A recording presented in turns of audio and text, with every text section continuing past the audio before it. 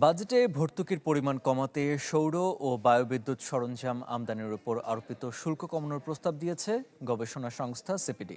এছাড়া বৈদ্যুতিক গাড়ি আমদানিতে উচ্চ কর কমিয়ে আনার সুপারিশও করা হয়। গুরুত্ব দেওয়া হয় জীবাশ্ম জ্বালানি ভিত্তিক বিদ্যুৎ কেন্দ্রের ক্যাপাসিটি পেমেন্ট বন্ধেরও।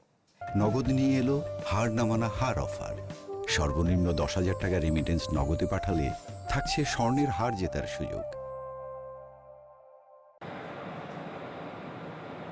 বৈশ্বিক পরিস্থিতি ও ভূরাজনৈতিক নানা কারণে আমদানি নির্ভর জ্বালানির দাম বৃদ্ধির প্রভাব পড়তে শুরু করেছে সব খাতে। এরই ধারাবাহিকতায় বেড়েছে বিদ্যুতের দামও।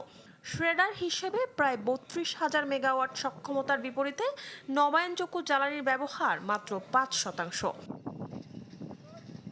জীবাশ্ম জ্বালানির বিকল্প নিয়ে যখন বিশ্ব এগিয়ে যাচ্ছে প্রযুক্তিতে, তখন করের বোঝা চেপে বসেছে এ খাতে। 2030 সালের মধ্যে বাংলাদেশে নবায়নযোগ্য জ্বালানির ব্যবহারের লক্ষ্যমাত্রা 20%।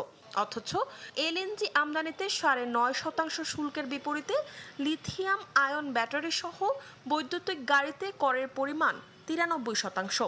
কর কাঠামোর এই জটিলতায় পিছিয়ে পড়ছে বাংলাদেশের নবায়নযোগ্য জ্বালানির পথে অগ্রযাত্রা।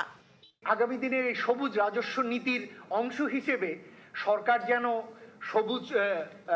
সবুজ সহায়ক, পরিবেশ সহায়ক যাতে একটা কর কাঠামো গ্রহণ করেন, জীবাশ্ম জ্বালানিতে ভর্তুকি দেওয়া থেকে যেন সরে আসেন এবং সবুজ সরকারি ব্যয় এবং সরকারি ক্রয় নিশ্চিত করেন এবং সবুজ সহায়ক জন্য রাজস্ব আইন এবং বাজেট কাঠামো যেন তৈরি করেন। শুল্ক ও ভ্যাটের ছাড়ের কারণে এলএনজি খাতে প্রায় 16.5 কোটি টাকার বাড়তি আর্থিক সুবিধা পাচ্ছে ব্যবসায়ীরা, আর সরকারের রাজস্ব কমেছে প্রায় 1300 কোটি টাকার। কর সুবিধার এই বৈষম্য নবায়নযোগ্য জ্বালানিতে বিনিয়োগ নিরুৎসাহিত করছে। তাই তো বাজেটে এর পরিবর্তন চায় সিপিডি। ফলে বাজেট বরাদ্দের ক্ষেত্রেও একটা বৈষম্য রয়েছে, সেই বিষয়টা বলাটা এখানে গুরুত্বপূর্ণ। এবং এই ছবিটিতে আপনার কনসিস্টেন্টলি 2016 থেকে 2026-এর একটা সামারি আমরা তুলে ধরেছি। আপনারা দেখতে পাচ্ছেন যে এই ছবিটি একেবারে একটা একপেশে ছবি।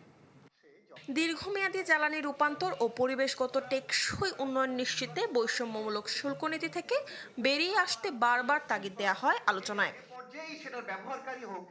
মরিয়ম আজিজ মৌরিন, চ্যানেল 24, ঢাকা।